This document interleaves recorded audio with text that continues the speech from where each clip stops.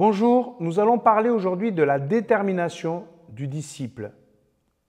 Nous voyons dans Romains au chapitre 12, verset 12, ce verset de Paul.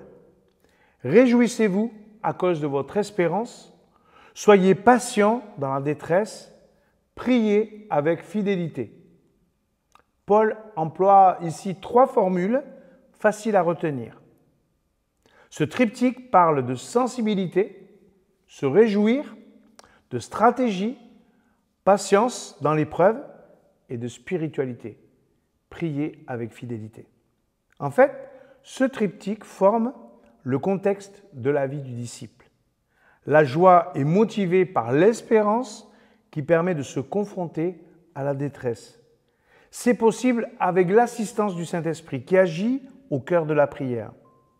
Cet équilibre entre notre détermination et l'assistance collaborative du Saint-Esprit est essentiel. Celui qui ne compte que sur l'Esprit Saint reste un enfant dans ses émotions.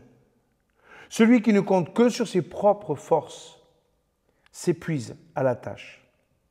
Pourquoi cette détermination de progresser est-elle si importante?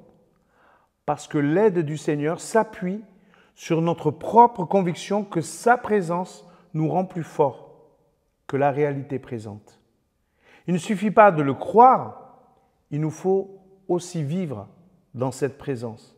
C'est cela qui est beau dans la vie du disciple. C'est ça qui est beau dans la vie de l'Église.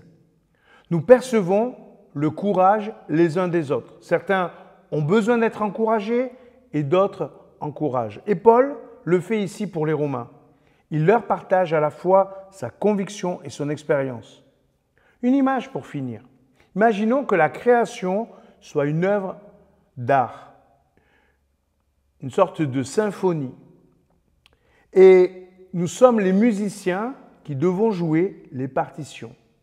Ce qui compte, c'est de jouer notre instrument le mieux possible, en lisant notre partition, mais aussi en y mettant tout notre cœur.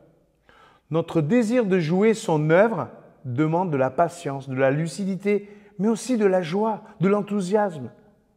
Celle de faire partie de cet orchestre et de jouer sa musique. Nous voulons faire entendre le témoignage de la beauté de la création à travers l'expression de nos vies. Elles sont si belles. Alors, on joue ?